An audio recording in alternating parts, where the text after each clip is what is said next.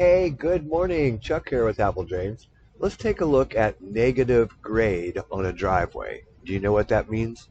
That means that the street is higher than the garage. And so when it rains, the water just rushes down the driveway and of course ends up in the garage. The most common solution is to run a channel drain across the front of the driveway. But that's not always the case. Sometimes the low spot of the driveway is in the center of the driveway. For example, in this long driveway, the low spot is right there by the sidewalk. You can use a level to find the low spot of the driveway. You can see here we're just putting the level on the drive, and we know that that's the low spot. Check both sides and you'll find the center of the low spot. Negative grade of the driveway sometimes can be solved with a gravity discharge. Usually it's going to run out back because that driveway is running downhill from the street towards the garage. Most of the time you're going to need a sump pump to lift that water up and send it back up the hill to the street. In the new build, these sump pumps are already inside the garage. That's where the builder actually got it right. Remember, this is a retrofit. In other words, this is after the fact, and the builder didn't get it right. It's much more cost effective to set this sump basin here on the outside, right by the garage, than it is to cut back into the floor of the garage and install it inside. But it really depends on that customer's budget. So we've talked a little bit about channel drains, and I'll show you a full install here in just a second. But there are other alternatives, and they can be very easy or they could be very hard. Depending on how your driveway is sloped, it's possible you could just put a catch basin at the low spot and the water will drain directly into that basin, and then you just need a discharge to carry it away. Okay, let's take a look at how to install these two systems and solve negative grade on the driveway. Hey, good morning. Chuck here with Apple Drains. Today we're installing a channel drain in a driveway. And you can see we've got a piece of the channel drain out here. But what happens is this driveway comes downhill into the garage, and of course it's flooding their garage. You can see the crack in the concrete. That indicates there's a lot of water underneath of here. Also, the slab of the garage floor has been cracked. So what we're going to do is to cut the driveway 2 times, about a foot wide, and remove the concrete. We're also going to attach a couple of downspouts. All of this will drain over to a sump basin and lift it up and send it back out to the street. Remember, this is negative grade that we're solving on a driveway. That pump's going to lift the water up and send it back out to the street. So right there in the corner, right beside Gerald there, we're going to put a sump pit, and he's pulling up the bricks there of the brick walkway. That's where our discharge line is going to come out and go out to the street. On the other side, there's a downspout over there that Chuck's hooking up. We need to trench that line because that's going to tie into our channel drain as well. It doesn't have to be real deep. Channel drain's not deep, but we're going to let that one flow through the channel drain across the drive. We'll empty into the sump pit where you can see Gerald starting to dig. That's where we'll put the sump pump on this side of the driveway. Okay, so while these guys are digging, we're going to go ahead and perforate our pit. And we do this because we want some of the water to drain out of the pit, or vice versa. When it rains hard, we want the water to come into the pit so it doesn't float upward. So this is just like a boat. So just a few holes.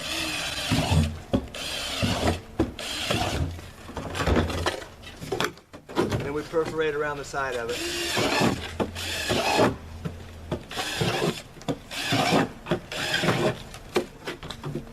So we've got our pit down here in the ground, and now we're able to set our temporary sump pump up because there's no place for the water to go. When we run the water right here to cut this concrete, it'll just flood. So we need a place to set that sump pump up. We've got that in there, and we're just going to temporarily, you can see our sump pump with a temporary hose on it. We're just going to pump it out here to the street. We've already started that trench at the street. We're using a diamond bit on our saw, cuts right through there like butter, And notice that we have the water running because we need that water to cool the blade down. Also keeps the dust down really, really well.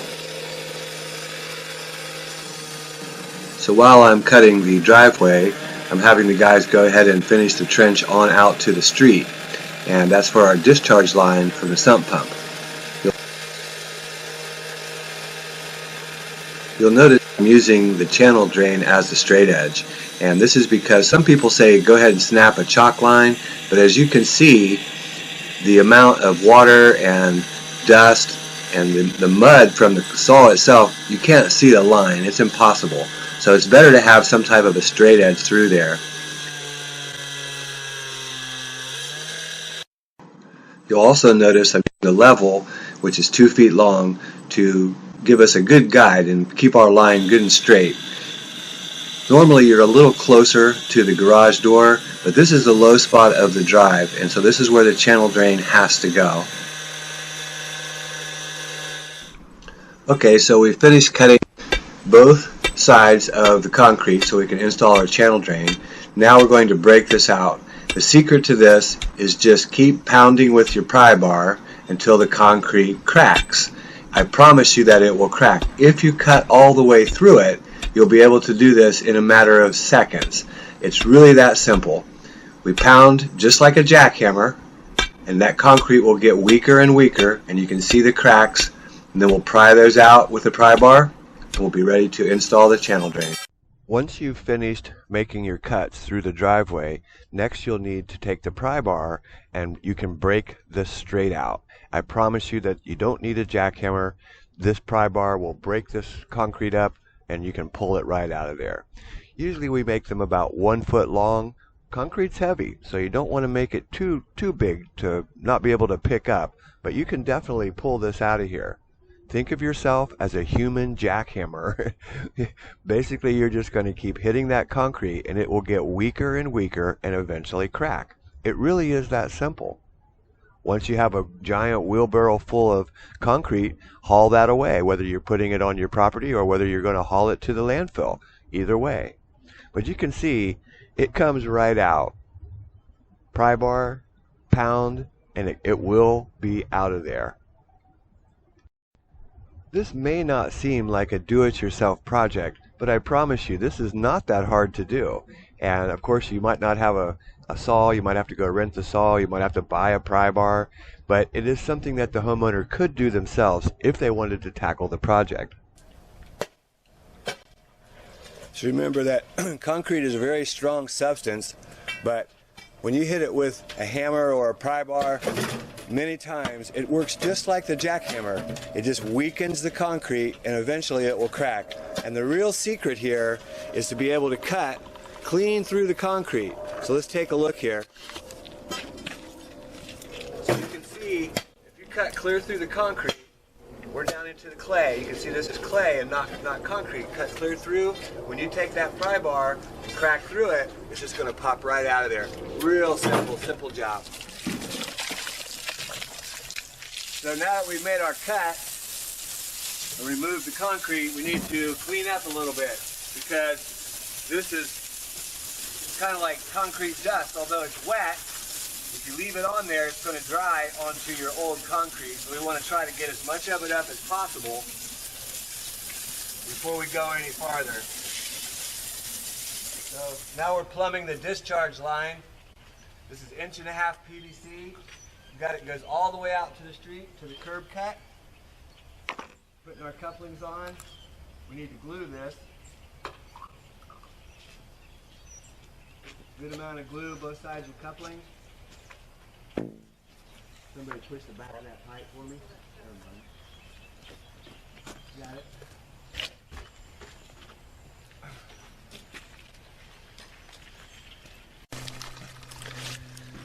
So let's kind of recap a little bit. Remember, the first thing that we did was we actually dug this sump pit. This is just temporary, sitting down in there, because we had to run water in order to cut this concrete. So we needed a place for that water to go. And you can see it's running through the trench right now, coming down through, goes into the pit, and the pump lifts it up and kicks it out. So we'll let this all dry out, and tomorrow we'll go ahead and install cover up, put the concrete in, and we'll be done. Each coupling needs to be glued.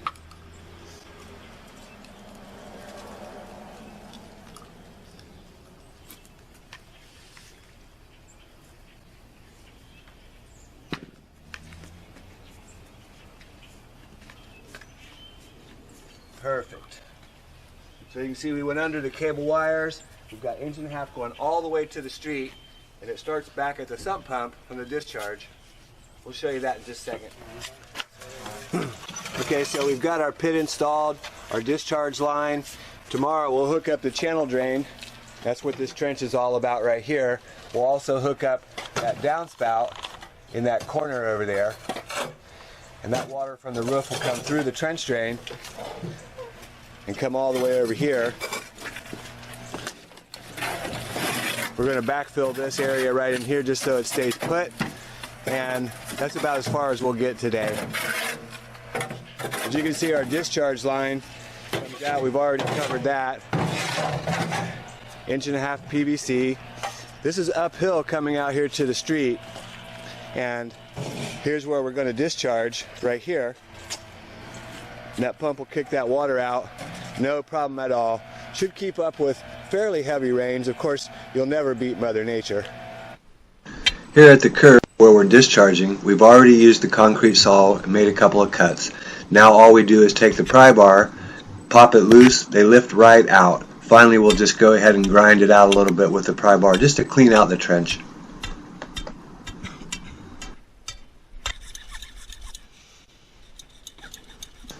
Okay, so now we're ready to set the pump permanently and permanently do the discharge. We already cut the riser.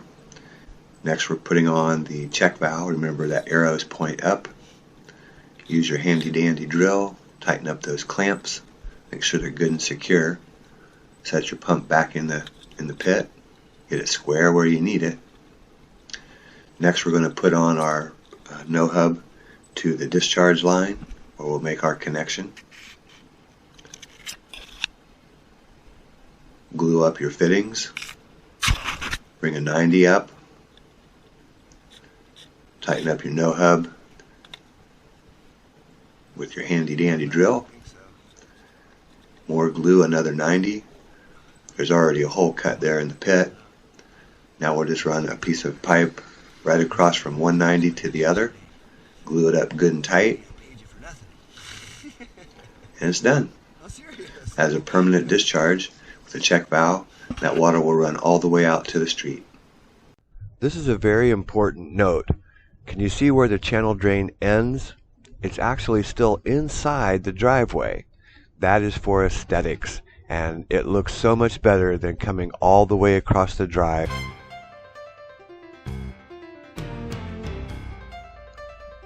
So now it's time to secure your channel drain, and of course you know you're going to put some concrete in there. And this is a really easy thing to do, but it does take quite some time. If you have a helper, wow, you can really knock this out. One guy can mix the concrete, and then you or the other guy can just put it in, trowel it out, and make the finish. Channel drain with sump pump and discharge is probably the most common way to solve the negative grade problem of the driveway. And if you're a do-it-yourselfer, you can truly save thousands. There are a lot of factors involved, you know, in putting all this together. How wide is your driveway? How thick is that concrete? You know, how much material are you going to need? The sump pump, the pit, all of these things are going to come into play when you hire a contractor, because it's going to be a lot more expensive than, you know, just the $1,500-1,600 that you might put in it to yourself.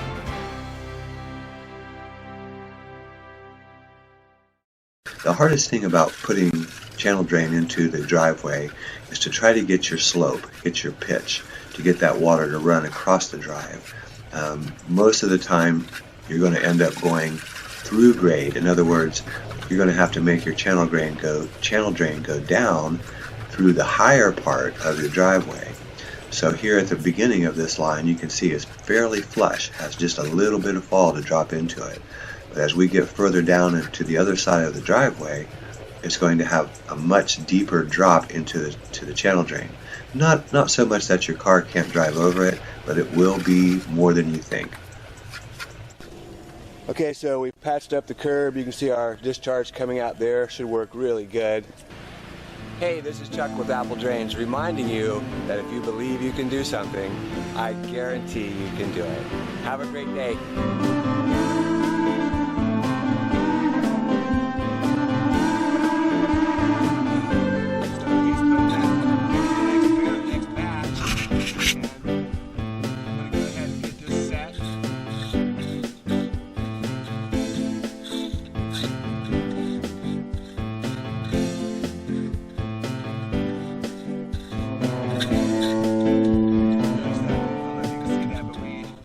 Hey, good morning. Chuck here with Apple Drains.